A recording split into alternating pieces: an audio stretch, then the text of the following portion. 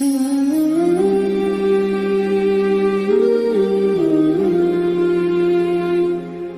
تبارک و تعالی نے بعض چیزوں کو، بعض دنوں کو، بعض وقتوں کو، بعض مہینوں کو اپنی رحمت سے فضیلت عطا فرمائی ہے۔ اللہ تبارک و تعالی کے ان مخصوص دنوں کو فضیلت عطا کرنے میں ہم گناہگاروں کا بہت ہی زیادہ فائدہ ہے۔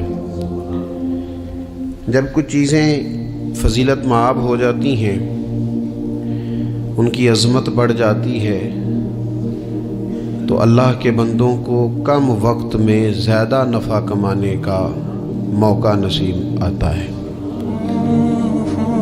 نبی اکرم نور مجسم شفیع معظم صلی اللہ تعالی علیہ وسلم کی امت کو اللہ تعالیٰ نے بہت ساری ایسی چیزیں اپنی رحمت سے دی ہیں کہ جن میں عمل تھوڑا ہے، اجر زیادہ ہے۔ اس کا نتیجہ یہ نکلتا ہے کہ انسان تھوڑے وقت میں، تھوڑے ٹائم میں، تھوڑی مصروفیت میں اپنے رب کریم کے بارگاہ سے زیادہ اجر کا مستحق ہو جاتا ہے۔ انہی مقدس معتبر معنی خیز ایام میں ایک بڑی فضیلت، زیادہ عظمت والا مہینہ ماہ رمضان المبارک ہے۔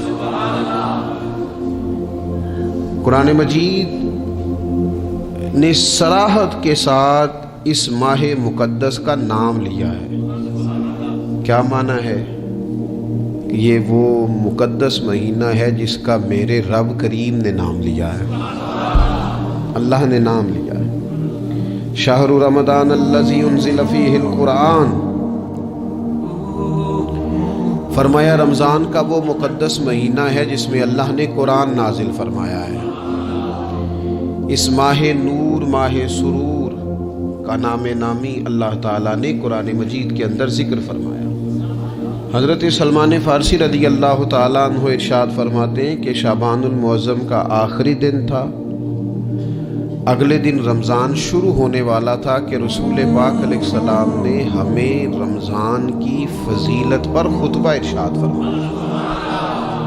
آپ اس بات کو غور سے سمجھیے کہ ایسا مہمان جس کے آنے سے پہلے اس کی فضیلت بیان کی جا رہی ہے، اور فضیلت کون بیان کر رہا ہے؟ امام الانبیاء صلی اللہ تعالی علیہ وسلم۔ یہ صرف ہمارے دلوں کے اندر، امت کے دلوں کے اندر اس ماہ مقدس کی فضیلت کو اور اس کی عظمت کو بٹھانے کے لیے کہ پوری طرح تم اپنے ذہن میں اور اپنے دل میں ایک بات بٹھاؤ کہ ایک عظمتوں والا مہینہ تم پر سایہ فگن ہونے والا ہے، عظمتوں والا۔ حضور نے ایک دن قبل اس کی فضیلت بیان۔ ہمارے ہاں یہ ہوتا ہے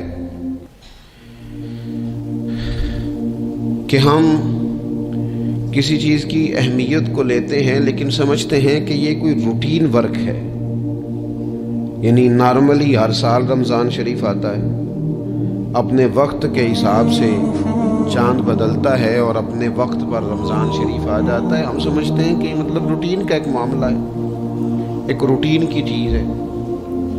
لیکن اگر آپ اس کو اس نظر سے دیکھیں گے نا کہ اس مہینے کے آنے سے پہلے، یعنی ابھی ایک دن بعد آنا ہے رمضان کو، اور آنے سے پہلے حضرت سلمان فارسی فرماتے ہیں کہ نبی پاک نے ہمیں باقاعدہ بلا کے خطبہ دے کے رمضان کی عظمت ہمارے دلوں میں بٹھا، یعنی فکری طور پر اور ذہنی طور پر امت کو تیار کیا۔ فرمایا تم پر ایک ایسا مہینہ سایہ فگن ہونے والا ہے جو مبارک ہے تمہارے لیے، باعث برکت ہے تمہارے لیے۔ تم اپنے آپ کو ذہنی طور پر تیار کرو کہ ایک ماہ نور تمہارے قریب آ رہا ہے۔ جو رمضان، اسلامی عبادات جتنی بھی ہیں نا، وہ مخصوص پوجا پاٹ نہیں۔ اسلامی عبادات میں سے کوئی عبادت بھی ایسی نہیں جس کا مقصد یہ ہو کہ آپ نے اتنے وقت سے لے کر اتنے وقت تک فلاں عمل کرنا ہے۔ جتنی بھی عبادات ہیں اسلامی، وہ اپنے دامن میں کوئی نتیجہ رکھتی ہیں، کوئی رزلٹ رکھتی ہیں، اس کے ثمرات انسانی زندگی پر مرتب ہوتے ہیں۔ انسان کو تزکیہ نصیب ہوتا ہے، اس کے باطن کو صفائی نصیب ہوتی ہے، اسے خیر کرنے کا موقع ملتا ہے، تربیت کے بہت سارے مواقع اس میں پائے جاتے ہیں، بہت سارے اسرار و رموز کے ساتھ اسلامی عبادات ہیں۔ یہ جو رمضان المبارک ہے نا، یہ جو روزہ ہے، یہ روزہ اپنے دامن کے اندر تربیت رکھتا ہے، تربیت۔ یا ایھا الذین آمنوا کتب علیکم الصیام کما کتب علی الذین من قبلکم لعلکم تتقون۔ اے ایمان والو، تم پر روزے فرض کیے گئے جیسا کہ تم سے پہلے لوگوں پر بھی فرض کیے گئے تھے تاکہ تم تقوی اختیار کرو۔ روزہ تمہیں پرہیزگار بنائے گا، تمہارے اندر سے جو نفسانی چیزیں ہوں گی انہیں نکالے گا، اور اللہ تبارک و تعالیٰ کی طرف تمہارے دل کا رجحان ہوگا، تمہاری روح کا رجحان ہوگا، تمہیں تزکیہ دے گا۔ روزہ انسان کی تربیت کرتا ہے، انسان کو روزہ ذہنی طور پر تیار کرتا ہے کہ اللہ کے حکم کے مطابق کھانا ہے، اللہ کے حکم کے مطابق پینا ہے۔ سب سے بڑا مسئلہ اس دور کا رزق حلال کا حصول ہے اور حرام سے اجتناب ہے۔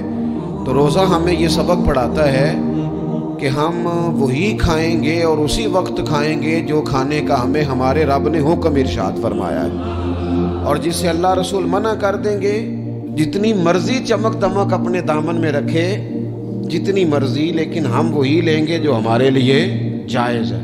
آپ غور فرمائیے، روزہ لعلکم تتقون، روزہ تمہیں پرہیزگار کرتا ہے۔ بہت سارے لوگ ایک بات کرتے ہیں کہ عادتیں نہیں بدلی جاتی، یار کوشش کرتا ہوں لیکن میری عادت نہیں تبدیل ہوتی۔